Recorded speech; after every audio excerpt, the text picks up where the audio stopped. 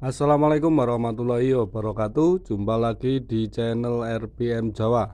Ini akan membahas seputar otomotif dan tutorial perbengkelan. Oke, untuk kesempatan kali ini di suasana pagi yang mendung, sini untuk wilayah Kabupaten Magelang ini sudah beberapa hari ini cuacanya mendung, hujan terus. Memang mungkin sudah waktunya musim hujan ini ya. Ini saya lagi ngerjain udah Vario Tekno yang masih karbu tahun 2007 kayaknya ini ya. 2007, oh 2011 ding. 2011 lur. Ini motornya orangnya itu habis beli baru. Tapi second ya. Beli baru tapi second. Maksudnya itu baru aja beli tapi second ya kondisinya. Terus masih kurang nyaman, kurang enak untuk dipakai. Kemudian suruh diservis semuanya biar nanti untuk dipakainya lebih nyaman ya. Di sini sudah saya bongkar-bongkar. Untuk bagian mesinnya saya lakukan servis. Dan ini ada beberapa masalah memang yang mempengaruhi kenapa motor ini kurang enak untuk dipakai.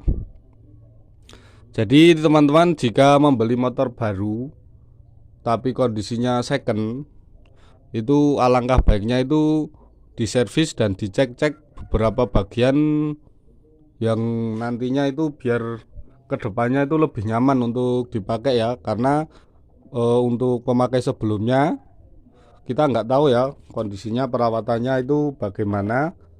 Alangkah lebih amannya kita cek-cek bagian-bagian penting yang wajib kita lakukan pengecekan ya.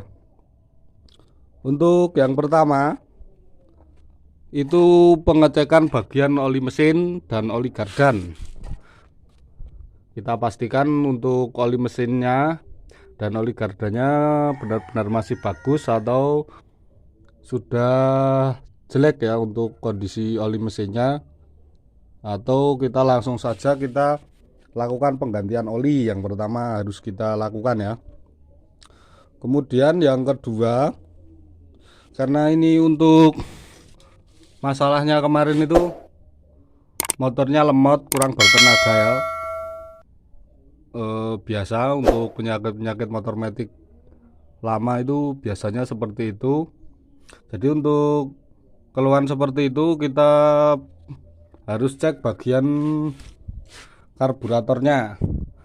Karena ini menggunakan karburator vakum, maka harus dilakukan pengecekan secara detail bagian-bagian pada karburator, yang terutama untuk bagian vakumnya.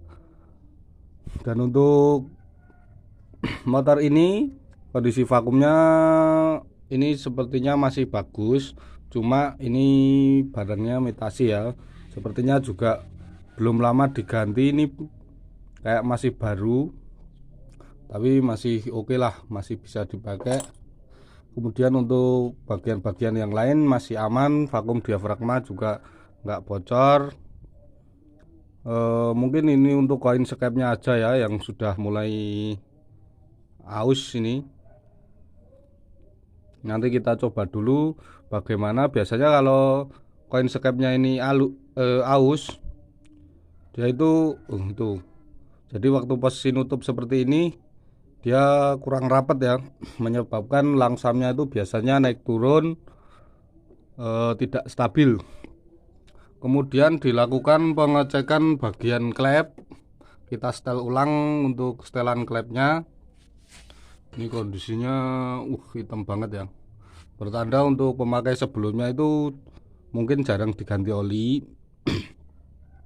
Jadi untuk mesinnya bisa berwarna hitam. Kemudian selanjutnya kita cek bagian ini, tangkinya saya lepas. Kenapa? karena untuk tangkinya itu kemarin kotor, banyak kotoran-kotoran itu di dalamnya. Kemudian saya putuskan untuk melakukan kuras tangki, atau tangkinya perlu kita kuras agar untuk kedepannya itu tidak sering bermasalah ya untuk karburatornya. Karena salah satu penyebab karburator itu sering bermasalah yaitu karena bahan bakarnya itu yang dari tangki itu bercampur kotoran, bahkan kadang bercampur air. Karena untuk kalau tangkinya kotor atau banyak airnya itu bisa turun ke karburator, kemudian menyebabkan karburatornya sering bermasalah. Maka alangkah lebih baiknya dilakukan pengurasan untuk bagian tangkinya. Oke, untuk bagian tangkinya kita taruh dulu, kemudian lanjut lagi ke bagian CVT. CVT itu wajib sekali kita cek karena ini menyangkut keamanan juga. Karena untuk kondisi CVT-nya itu kita tidak tahu ya apakah masih bagus semua untuk bagian valve-nya, rollernya atau rumah rollernya. Kita nggak tahu kondisinya. Untuk kalau jika membeli motor second sebaiknya dilakukan pengecekan ulang agar nanti tidak terjadi kenapa-kenapa di jalan. Nah, karena ini motornya itu untuk tarikannya lemot, maka setelah saya cek ternyata untuk bagian ini rumah rollernya ini mungkin lama nggak dibersihkan ya, sehingga untuk kotoran bagian tengahnya ini kering, menyebabkan untuk bagian ini bos rumah rollernya aus. Kemudian untuk bushingnya yang di tengah ini juga aus, maka untuk ininya jadi kocak. Nah, untuk matic itu ini vital sekali ya, karena ini yang menyalurkan tenaga ke roda. Jadi ini kalau kocak itu pasti tarikannya berat, jadi kurang les. Nanti ini kita ganti baru ya, satu set seperti ini. Untuk rollernya masih lumayan, kita pakai terlebih dahulu biar nggak terlalu banyak ragate. Ini piang-piang sedikit nggak apa-apa nih. Nah, ini salah satu ciri karena pemasangan rollernya terbalik ini. Harusnya yang bagian ini yang ada penutupnya itu di sebelah kanan, tapi kemarin ini yang sebelah kanan ini malah yang nggak ada tutupnya, ada di tekanannya itu ditahan besi ketemu aluminiumnya ini ya. Nanti kita benerin aja untuk pemasangannya. Untuk selanjutnya kemudian cek juga kampas gandanya, karena ini juga mempengaruhi untuk tarikan motornya itu. Kalau berat atau lemot itu bisa juga karena kampas gandanya. Tapi ini kampas gandanya masih layak pakai ya, ini masih lumayan. Kemudian juga kita harus ini dalamnya nanti dibersihkan, kemudian dikasih grease atau stand pad ulang, karena untuk dalamnya sini kalau kering itu menyebabkan CVT-nya juga cepat rusak. Nanti kita lepas, kita kasih stand pad atau grease ulang ya, biar nanti pemakaian kedepannya itu bisa lebih awet. Kemudian saat membongkar CVT, kita cek juga untuk bagian ini seal crack asnya, pastikan ini masih bagus, tidak bocor. Kemudian bagian seal belakang juga pastikan masih bagus juga ya, karena kalau itu nanti bocor keluar oli menyebabkan untuk bagian CVT nya itu cepat rusak.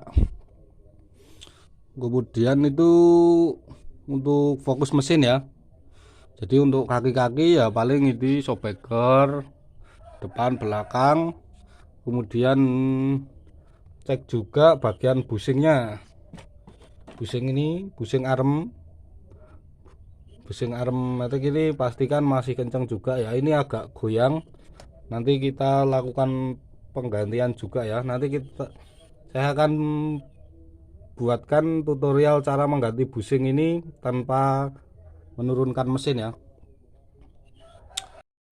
Oh ya, cek juga untuk bagian filter udaranya. Biasanya itu kotor ya. Ini kemarin untuk kondisi filter udaranya sudah sobek-sobek seperti ini. Ini juga imitasi ya, jadi untuk pinggirannya ini nggak bisa nempel sempurna di bagian boxnya, maka menyebabkan lumpur-lumpur itu masuk ke dalam semua. Ini habis saya cuci karena kemarin tuh dalamnya banyak lumpur nih. Ini juga sudah saya siapkan untuk filter yang baru, ini original. Ini rumah rollernya juga sudah saya siapkan. Ini bosnya.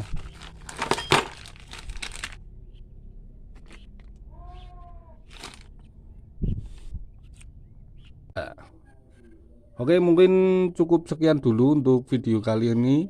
Kira-kira seperti itu ya, bagian-bagian yang perlu dicek ulang ketika membeli motor second. Semoga apa yang saya sampaikan bermanfaat bagi teman-teman semua.